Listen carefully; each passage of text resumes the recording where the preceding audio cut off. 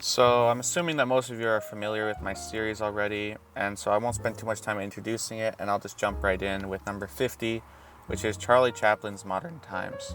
This movie was actually directed, written, stars, and was actually scored by Chaplin, which is impressive in and of itself, and it's also just a charming movie. I just really like this movie a lot, and I think that when you see the conclusion and the romantics and the idealistics of the film, especially considering the fact that it's about the Great Depression, I think anyone would just fall in love with it.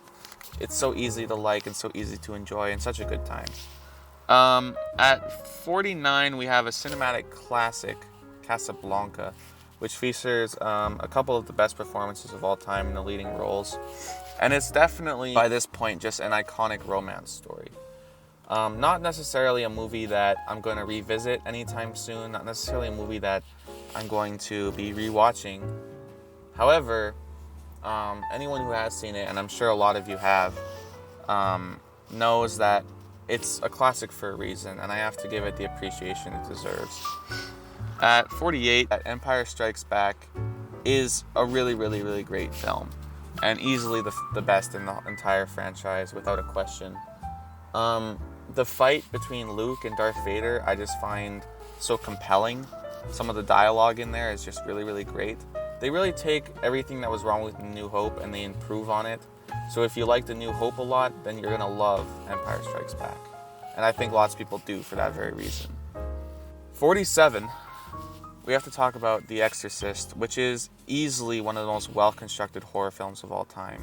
It's one of the only horror films, actually, that I can take completely serious without ever needing to feel like there's something that's out of place or something that's awkward or something that feels pretentious. The costume design is really, really great.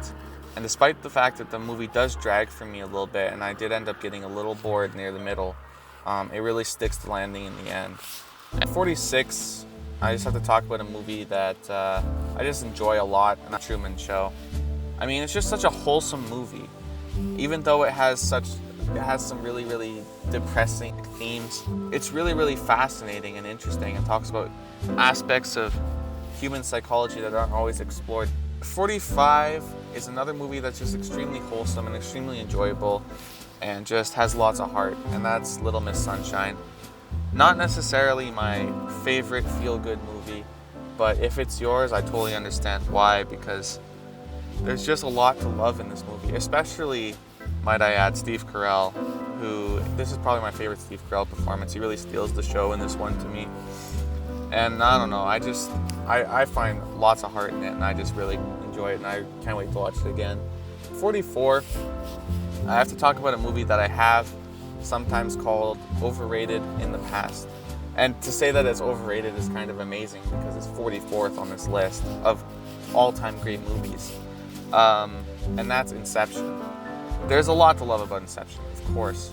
The story is amazing, and I think that's what people really love about Inception is the story, concept, and the fact that it makes you think, and the fact that it's a big blockbuster that asks a lot of you, that demands a lot of you, and that asks you to try to get onto its level, and I enjoyed a lot for those reasons. At 43, I have to talk about one of the coolest and most stylistic thing, that's just Reservoir Dogs, man. Like, the dialogue is so smooth. The needle drops in this movie are just perfectly timed. Tarantino, I saw a video the other day about how Tarantino's the master of the needle drop, and I feel like this movie really exemplifies that. His first film, he exemplifies that. Definitely some of the references in it are a little dated. The Tarantino-y dialogue that likes to be reference heavy definitely falls a little short because someone like me who's 18 years old doesn't get all of his references in this movie, but I still love it. At 42, Palma's Scarface. I really don't know how to rank this one because I love Pacino. I love the movie. I love the story, but it definitely ends up feeling like it blends in with the other crime drama movies out there. You know, some of the more classic ones I enjoy a lot more, like The Goodfellas or The Godfathers. I enjoy quite a bit more. So Scarface definitely kind of falls behind in that light, but Pacino really carries it. And to be honest, I mean, it's not like I'm taking anything away from this movie. Like, it's really, really well made. I just think it's kind of blends in with the genre, you know. 41, I have to talk about The Dark Knight. You know, another one of those Christopher Nolan movies that gets a lot more credit than I sometimes think it deserves.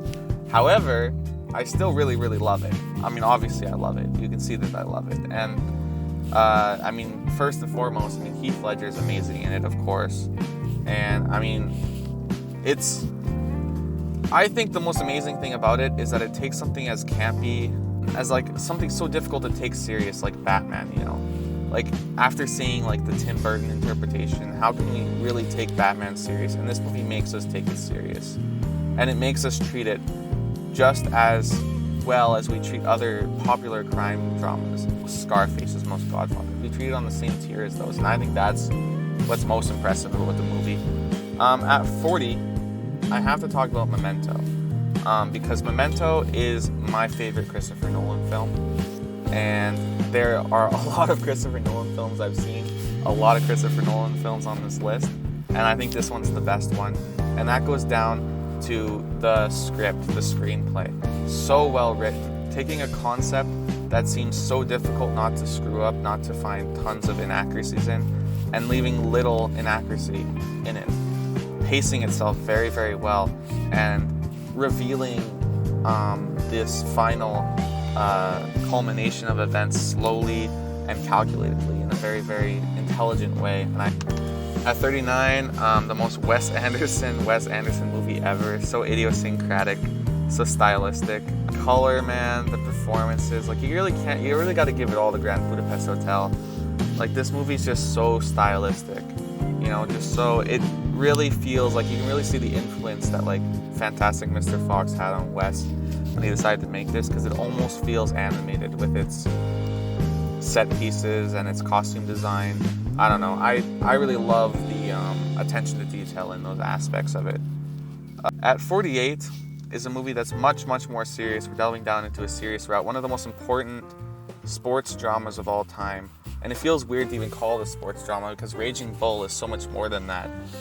De Niro is just fantastic. Scorsese's directing is just fantastic. I really feel like there's any flaws in the actual movie, just in my enjoyment of it, perhaps, because it is dealing with violence and a certain subject matter that I don't often feel like revisiting, and that's the only reason that it's lower on this list. Alien, just one of the best, like, thrillers. Just, you know, it has this certain simplicity to it that is really, really enjoyable, because it just breaks down all of this complication that other horror films or thriller films try to add in, and it breaks all that down and just gives us a simple little plot and a simple little story and a few characters, and really builds around that and fleshes everything out. And every single scare is meticulous, every single plot point is well constructed, and you just have to appreciate a thriller and a horror film that does that. And at 36, gotta talk about one of my favorite comedies of all time, Love Airplane. Jokes are so on point in this movie. The humor, this is exactly my type of humor. I know it's not everyone's, and that's why comedy is definitely the most subjective of all genres, but I love the humor. 35, I have to talk about one of the greatest casts and one of the greatest adapted screenplays. You got Marlon Brando, Al Pacino, James Caan, Robert Duvall, all in this movie. Man, oh my gosh. So many good performances in one film, so much good dialogue in one film, and just an iconic film, you know? One that's gone down in history, and I really can't say that I disagree with its place. 34, we have a movie that's as much anime as it is Shakespeare, and I love it for that. That's Old Boy by Park Chan-wook. My gosh. Just so badass. Like, a movie like this, it just feels like it shouldn't be possible to make a live-action movie like this feel badass, and it really, really does. It really, really succeeds in that way, and I have to appreciate the movie for that. At 33, Spike Jonze, one of the best directors that I know. Adaptation is one of my favorite films of all time, and Her isn't far behind. Her is amazing. Joaquin Phoenix is amazing. The romance between him and Scarlett Johansson is amazing. And Scarlett Johansson isn't even on the screen. It's just her voice, and she's still so great in this movie. So at 32 and that's Psycho. The score, everyone knows that score, that impending, stabbing score that really hits you in the gut. I watched it, I could still feel terrified, even though it's 60 years old, and I've had most of the best bits of it spoiled for me over and over and over again. At 31, pushing between style and story, and City of God perfects both, you know. It gets the story down perfect and gets the style down perfect, and they twist and culminate in such an amazing way, and I love the movie, man. Moonlight at 30. Oh man, Moonlight. This is a movie that I definitely misread when I first heard about it.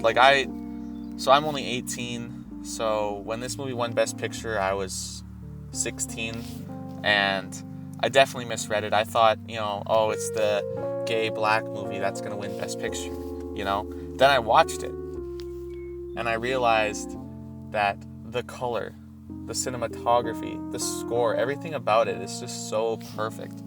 The child actors are so good in this movie, and there's only a few little story flaws that keep me from thinking it's a total 10 out of 10 masterpiece. At 29, we got the Martin Scorsese movie that ended up winning Best Picture. Probably not the one that deserved it, but I don't mind. That's The Departed. This movie just feels like one long montage, just of like a bunch of crazy good scenes just spliced together as quick as possible. At 28, probably one of my favorite black and white era movies of all time, and that's Charlie Chaplin's The Great Dictator. Culminates in one of the best speeches in the end of a movie ever, but the movie's not a drama, it discusses wartime issues in 1940 before the war was even over, before it had barely even started, in fact. And it handles it in such a great way, and it handles it with such great comedy, and I just have to praise it. I just love this movie. Speaking of comedy, number 27 on my list is Dr. Strangelove by Stanley Kubrick, one of my favorite comedies. Peter Sellers, who's fantastic. He does 4 different roles in this movie, and all of them are so on point. His role as the president is just so funny to me, especially that moment when he's on the phone with, what's the guy's name, Dimitri? Oh man, I don't know. Sellers, he's such a standout, and Stanley Kubrick directed this so well. He's gonna be a guy that comes up again and again in the future on this list, because I love everything he does. And the fact that he's able to do comedy this well while not even being a comedy director, it just speaks to his talent. And at 26, we got Citizen Kane, one of the most iconic films of all time, normally recognized as probably the greatest movie of all time, and I can't really disagree. I didn't grow up in the 40s, so I can't really appreciate this movie to the degree that some people like Scorsese or others have, but it's so revolutionary, That's the thing about it. It's like watching the movie on its own, I was able to appreciate it enough and like it enough, but I only learned to appreciate it and love it to the degree that I can now because I researched so much about it and all the impact it had on the way cinematography works, the way prop design works, the way set design works. And while I definitely don't love it as much as my top 25 or even some of the other ones in my top 50, I had to give it a small edge, had to move it up significantly onto the list up to 26, just because it just would feel wrong to have Citizen Kane any lower than this. It already feels wrong to have it outside of the top 25, but I have to be honest with myself, and I have to know that it isn't quite top 25 for me. I definitely enjoyed making this one. I definitely hope that I make part 4 soon. It's definitely coming. I don't really care how many views or whatever, how much traction this gets. I'll definitely be making part 4 just to finish it all out. And, if you want to see more of my movie opinions, definitely check out my Letterboxd, because I don't know how much I'm going to be posting on YouTube, but I'm definitely going to continue posting all my reviews and my ratings on Letterboxd. I have tons of lists and stuff on there. So if you want to follow my Letterboxd, it's VIBZ Vibes. It's right on there. Go follow me. I got almost 1,000 reviews on there. So if you're interested in my movie opinions, that's the place to go. So thank you.